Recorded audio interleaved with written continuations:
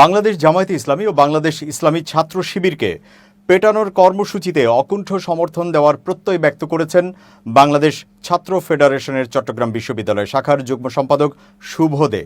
সম্প্রতি একটি ফেসবুক পোস্টের মন্তব্যে তিনি লিখেছেন, ছাত্রলীগ আগে একটু ভুলভাল কিছু করলে আমরা সমালোচনা করতাম, সামনে ছাত্রদল আসতেছে, তারাও ছাত্রলীগের মতো নানা বহুমুখী কাজ কারবার করবে বলে আমার বিশ্বাস।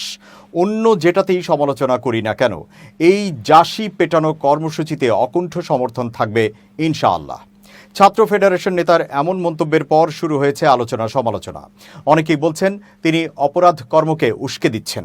এদিকে সমালোচনার মুখে নিজের মন্তব্য প্রত্যাহার করে ক্ষমা চেয়েছেন শুভ দে। 10 জুন নিজের ফেসবুক আইডিতে দেওয়া এক পোস্টে শুভ দে বলেন, আমি শুভ দে, যুগ্ম সম্পাদক, বাংলাদেশ ছাত্র ফেডারেশন চট্টগ্রাম বিশ্ববিদ্যালয় শাখা।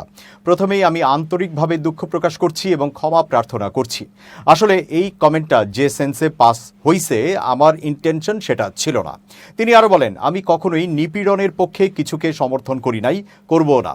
বিষয়টা হচ্ছে জুলাই বিপ্লবের পরবর্তী সময়টাতে জাতীয় ঐক্য নষ্ট করা থেকে শুরু করে এমন অনেক ঘটনাই ঘটেছে যেগুলো আমার, আপনার কিংবা যে কোনো সুস্থ মানুষের জন্যই অত্যন্ত ডিস্টার্বিং। ব্যক্তিগতভাবে সাম্প্রতিক ঘটনাবলীর ওপর অত্যন্ত বিরক্ত থেকে সম্পূর্ণ অসাবধানতাবশত কমেন্টটা আমি করেছি। সাংগঠনিক দায়বদ্ধতা থেকে এমন আচরণ কখনোই গ্রহণযোগ্য নয়।